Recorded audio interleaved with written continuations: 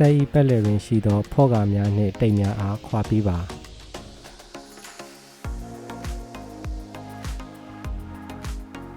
ပြီးနောက်ဆက်ဤဘယ်ဘက်တကားအားဖွင့်လိုက်ပါ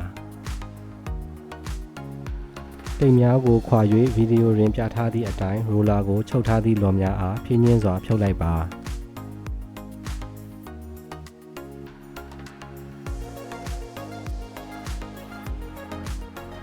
ဆက်ဤရှိဖုံးအားဖွင့်၍အတွင်းတွင်ရှိသောတိတ်အားဖြုတ်လိုက်ပါထို့နောက်တိုနာမထည့်သေးပဲဆက်ဤဘယ်ဘက်တွင်ရှိသောခလုတ်လေးအားနှိပ်၍ပါဝါဖွင့်လိုက်ပါပါဝါပွင့်လာပြီးနောက်တန်လိုင်းမုံအားမောင်းရန် display board တွင်ရှိသော utility သို့အောက်ဘက်သို့ပြနေသောမြားလေးအားနှစ်ချက်နှိပ်၍ menu select နှိပ်လိုက်ပါ utility ထဲဝင်ပြီးနောက်ဤခလုတ်အားနှိပ်ပေးပါ stop 00 stop 01ထို့နောက် password တောင်းသည့်နေရာရောက်ရှိသွားပါလိမ့်မည် password သည်92729272ကိုနှိပ်ပြီး menu select အားနှိပ်လိုက်ပါ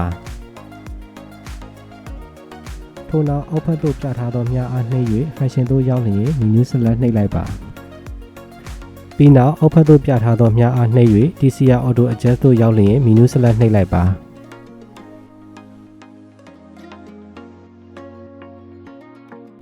TCR auto adjust အားနှိပ်ပြီးပါကဆက်တွင်10မိနစ်ခန့် adjust လုပ်နေပါမည်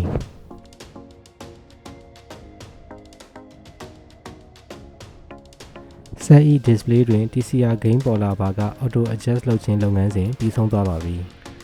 လုပ်ငန်းစဉ်ပြီးဆုံးသွားပါကဆက်အား power ပိတ်လိုက်ပါထို့နောက်ဆေးဘူးတွင်ရှိသောတိတ်အားခွာ၍ဆက်ဤအရှိတ်အဖုံးအားဖွင့်ကတိုနာဘူးအားထည့်လိုက်ပါပြီးနောက်ဗီဒီယိုတွင်ပြထားသည့်အတိုင်းတိုနာအားလောကျစေရန်ညာဘက်သို့လှည့်လိုက်ပါတိုနာထည့်ပြီးပါကအဖုံးပြန်ဖုံး၍ပါဝါဖွင့်ကအသုံးပြုနိုင်ပါပြီ